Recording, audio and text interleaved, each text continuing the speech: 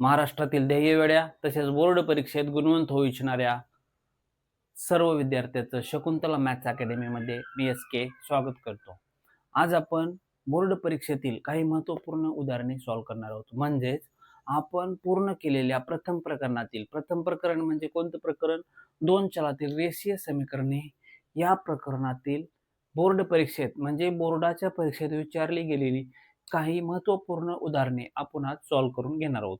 म्हणजेच तुम्हाला सुद्धा आयडिया येऊन जाईल की आपण या पाठीमागील लेक्चरमध्ये जे काही शिकलो ते आपल्याला बोर्ड परीक्षेत विचारलं जातंय का नाही ते सुद्धा स्वतःला टॅकल करता आलं पाहिजे.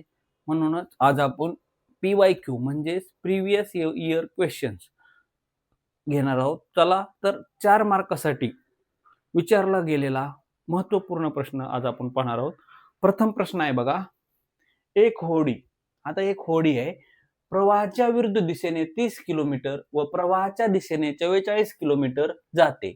आता होडी प्रवाहाच्या विरुद्ध दिशेने 30 किलोमीटर व प्रवाहाच्या दिशेने 44 किलोमीटर जाते.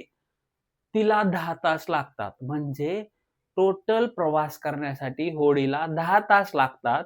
तर आपल्याला दुसरी कंडिशन काय दिली, तर तीच होडी प्रवाहाच्या विरुद्ध दिशेने 40 किलोमीटर, सेम होडी प्रवाहाच्या विरुद्ध दिशेने 40 किलोमीटर व प्रवाहाच्या दिशेने 55 किलोमीटर जात असेल तर तिला टोटल एकूण वेळ 13 तास लागतो.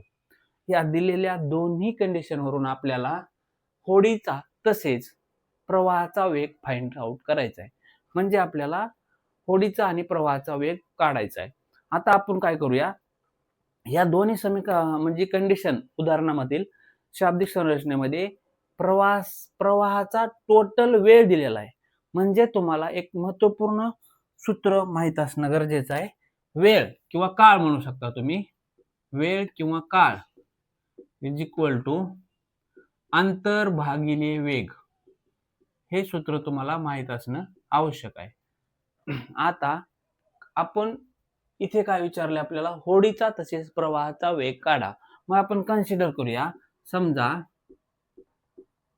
होडीचा वेग x किलोमीटर प्रति तास व प्रवाहाचा वेग y किलोमीटर प्रति तास. आपण ग्राह्य धरलेला आहे होडीचा वेग x किलोमीटर प्रति तास तसेच प्रवाहाचा वेग y किलोमीटर प्रति तास. आता बघा, आपल्याला दोन्ही कंडिशन मध्ये आपल्याला टोटल वेळ दिलेला आहे. इथे दिलेला आहे 10 तास आणि 13 तास. मग आपण समीकरण कसं बनवू शकतो? आता बघा, वेळ दिलाय म्हटल्यानंतर अंतर किती आपलं 30 किलोमीटर आणि हे अंतर कसं काढलंय प्रवाहाच्या विरुद्ध दिशेने. म्हणजे आपण सापेक्ष गती कशी घेऊ शकतो, x - y. कारण की पाणी होडीला अपोज करेन का नाही विरुद्ध दिशेने म्हटल्यावर, म्हणून आपल्याला इथे वेग घेताना x - y घ्यायचंय.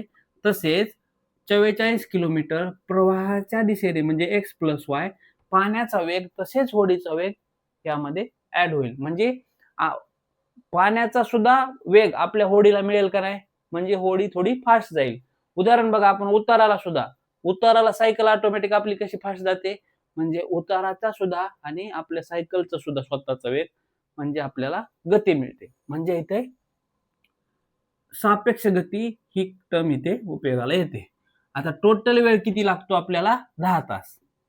आता हे समीकरण आपण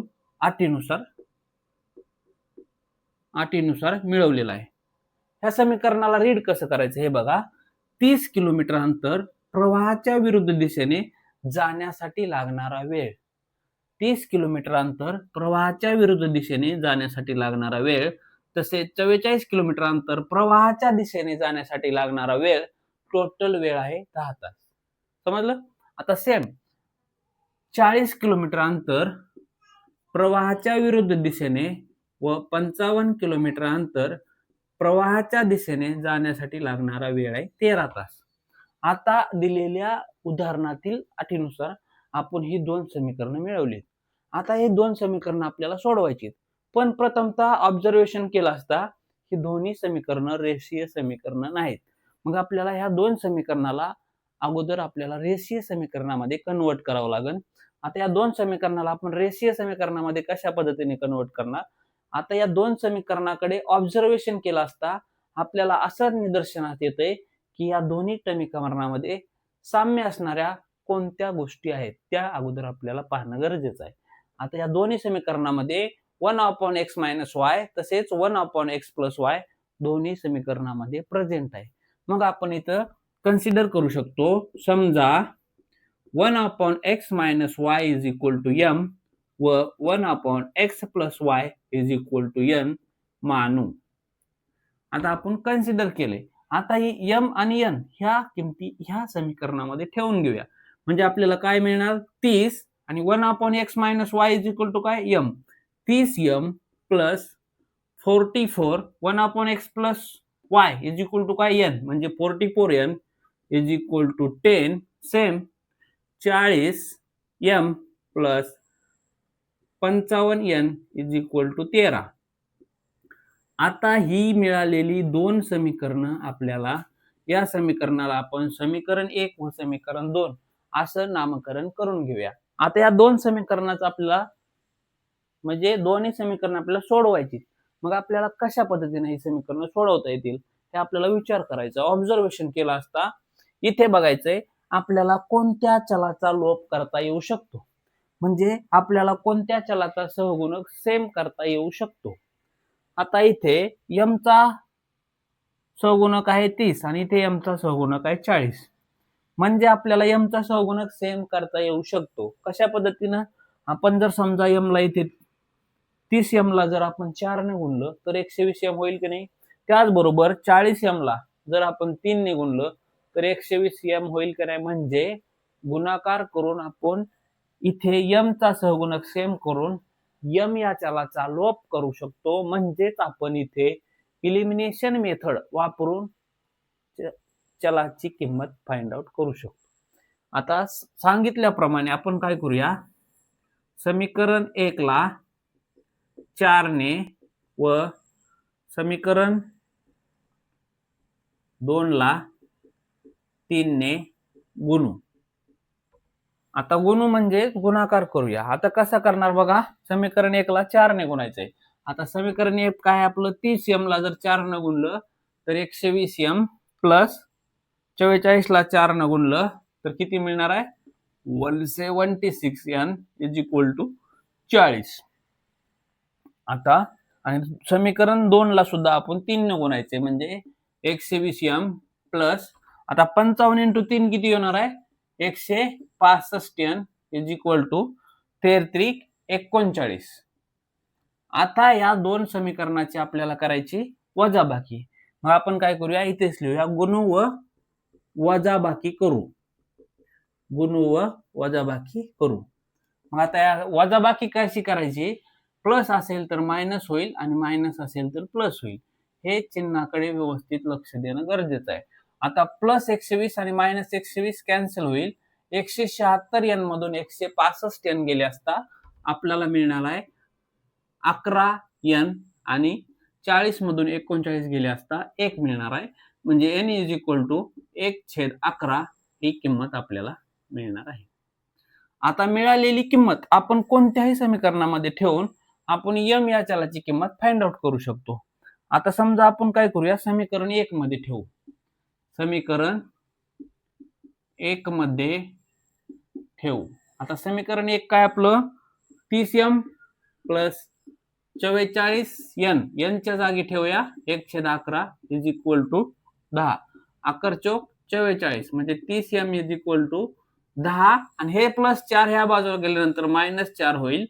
30m इज इक्वल टू 6 होईल आणि m इज इक्वल टू 6 भागिले 30 म्हणजे m ची किंमत आपल्याला 1/5 मिळालेली आहे.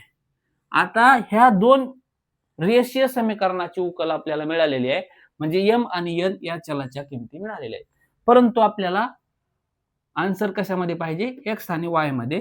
मग आपल्याला कन्सिडर केलं होतं आपण इथे बघा 1 - x - y 1/x - y is equal to m 1/1 plus y is equal to n. पाहतो 1/x - y is equal to m consider केलं होतं.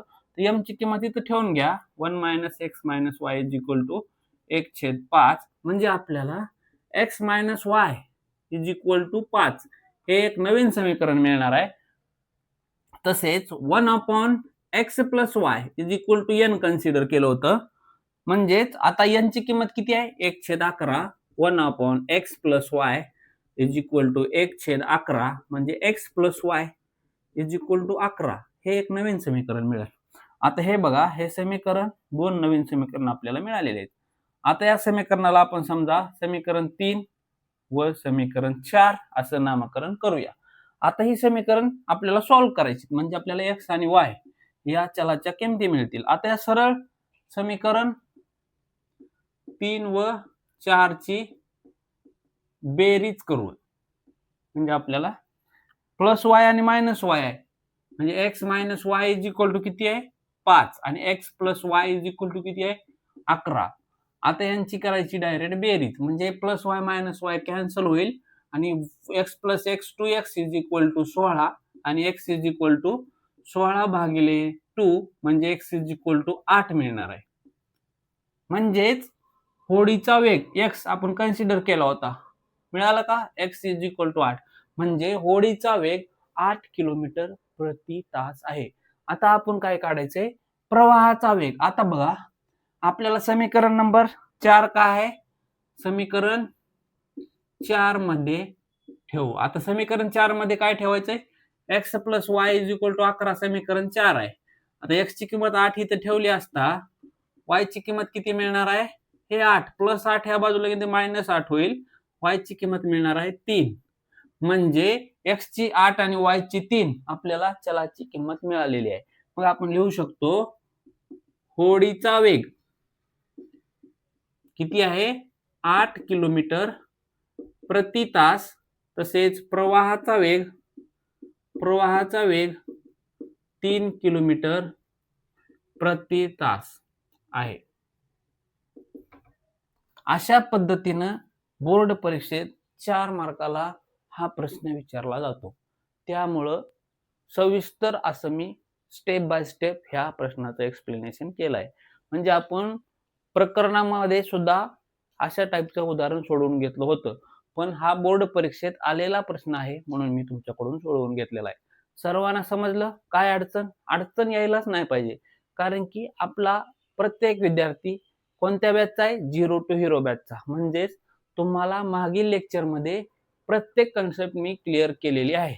त्यामुळेच अशा पद्धतीने 4 मार्काची उदाहरणं तुम्ही सुद्धा धासू पद्धतीनं आणि सोप्या पद्धतीनं वेळेमध्ये सॉल्व्ह करताल अशी मला आशा आहे.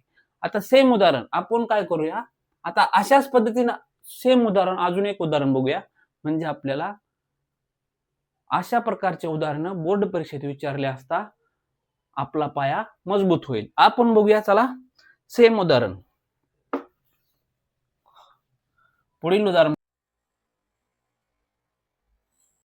आता हे बघा, सेम आता ज्या पद्धतीने आपण उदाहरण सोडवलंय त्याच पद्धतीचं आणखी एक उदाहरण आहे. हे बघा, एक होडी प्रवाहाच्या विरुद्ध दिशेने 36 किलोमीटर व प्रवाहाच्या दिशेने 48 किलोमीटर जाते तर तिला 10 तास वेळ लागतो आणि तीच होडी प्रवाहाच्या दिशेने 24 किलोमीटर व प्रवाहाच्या विरुद्ध दिशेने 36 किलोमीटर जाते, तिला 7 तास वेळ लागतो.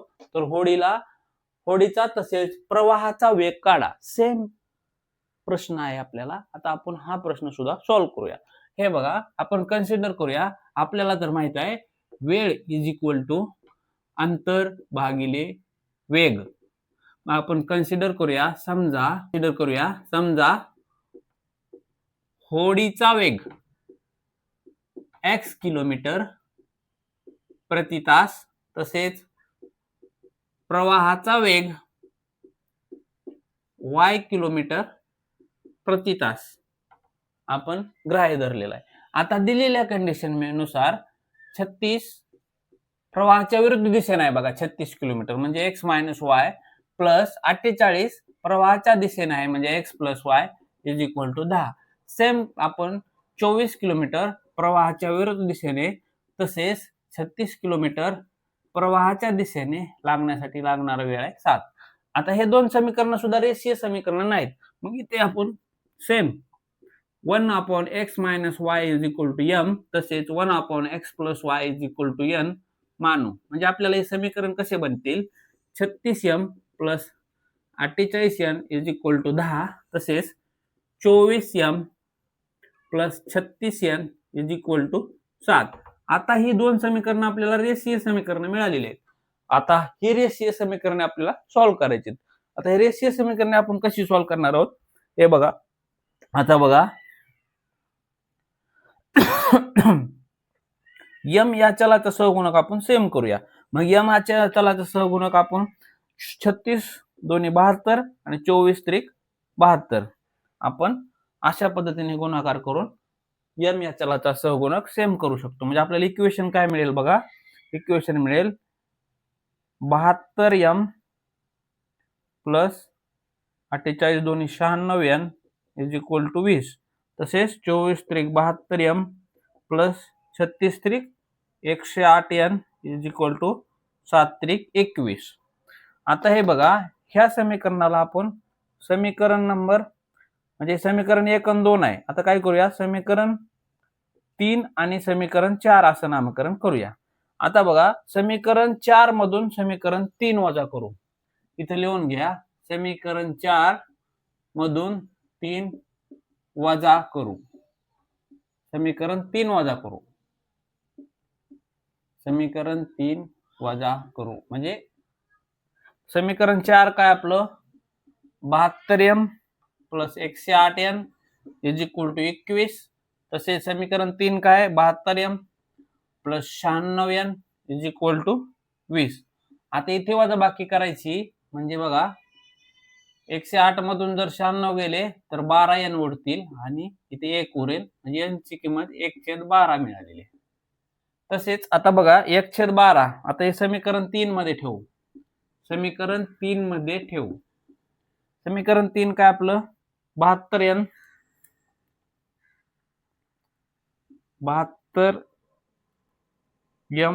Plus 96n is equal to 20 आहे. आता 72m plus 96 into 1/12 is equal to 20. 12×8 = 96 म्हणजे 72m इज इक्वल टू 20 आणि हे प्लस 8 मायनस 8 होईल, म्हणजे 72m इज इक्वल टू 20 मधून 8 गेले असता आपले 12 उरतील. m इज इक्वल टू 12/72 म्हणजे m इज इक्वल टू 12×72 येईल. म्हणजे m ची किंमत आपल्याला 1/6 मिळेल. म्हणजे m ची किंमत 1/6 मिळेल. आता बघा कन्सिडर काय केलं होतं 1/x - y is equal to m consider केलं होतं.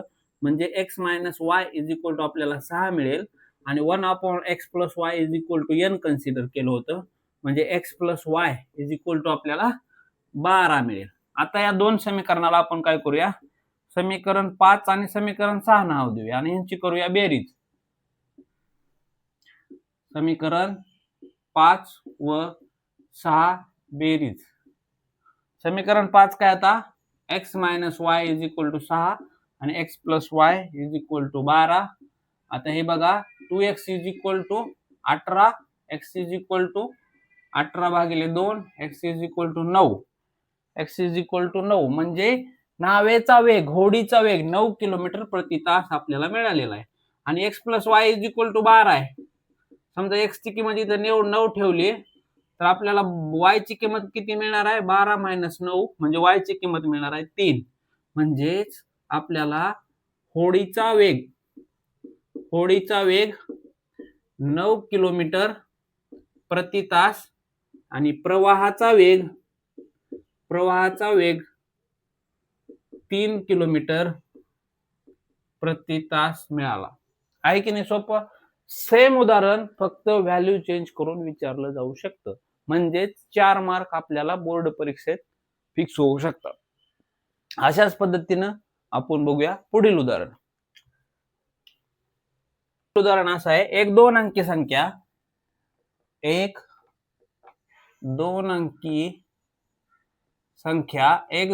संख्या व तिच्या अंकाची अदलाबदल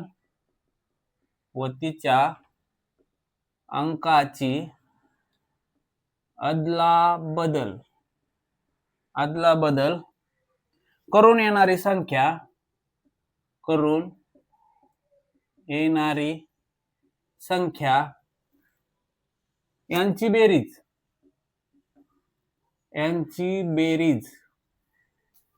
99 आहे.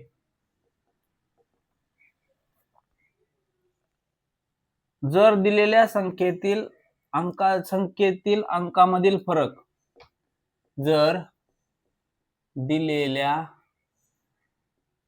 संख्येतील अंकामधील फरक 3 आहे तर ती संख्या शोधा. हा बघा, हा सुद्धा बोर्ड परीक्षेत रिपीट झालेला प्रश्न आहे. आता यामध्ये काय दिले, एक 2 अंकी संख्या आहे.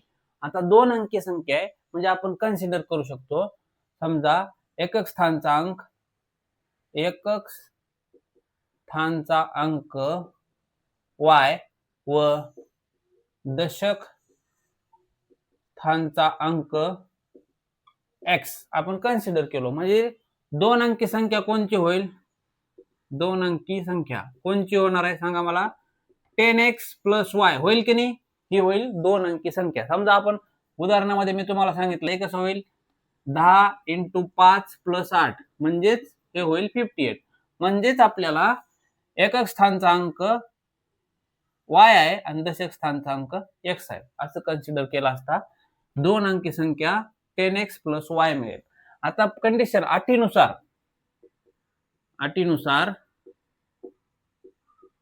आदला बदल करून मिळणारी संख्या. अटीनुसार आदला बदल करून मिळणारी संख्या. आता आदला बदल करायची म्हणजे काय मिळणार आहे?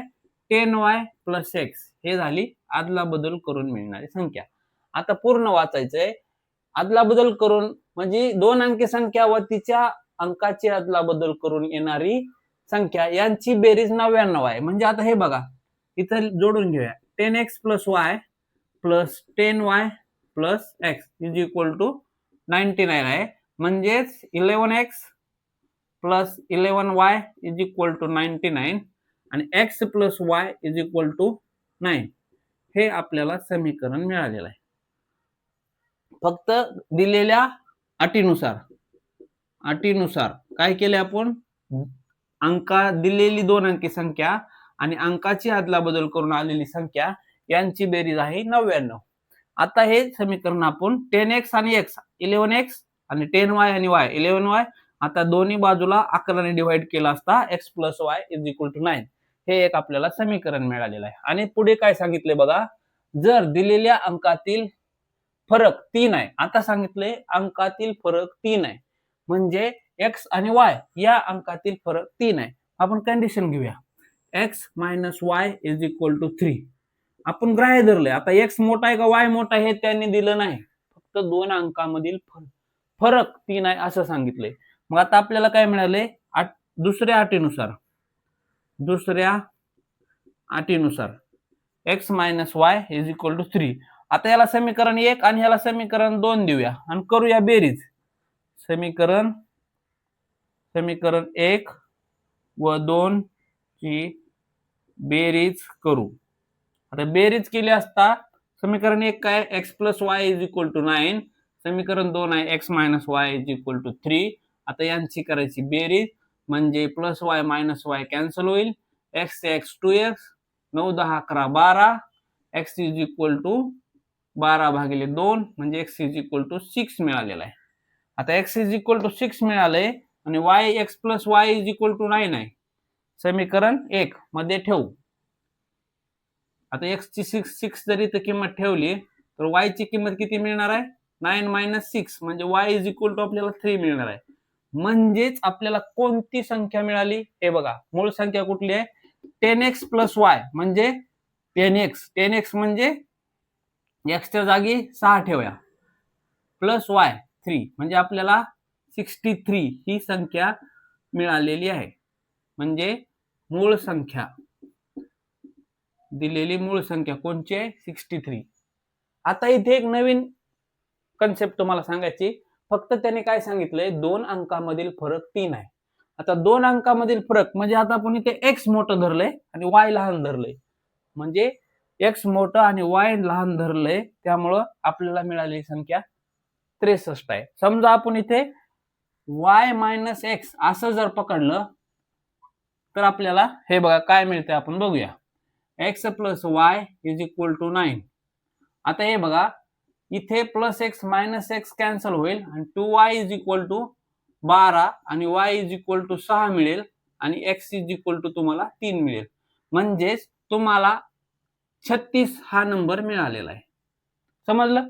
परंतु इथं त्यांनी दिलेलं नाही असं कोणता अंक मोठा किंवा एकक आणि दशक स्थानचा मधील फरक असं नाही. अंकामधील फरक 3 असं फक्त दिलेलं आहे. म्हणजे आपल्याला इथे 36 किंवा 63 दोन्ही संख्या मिळतील.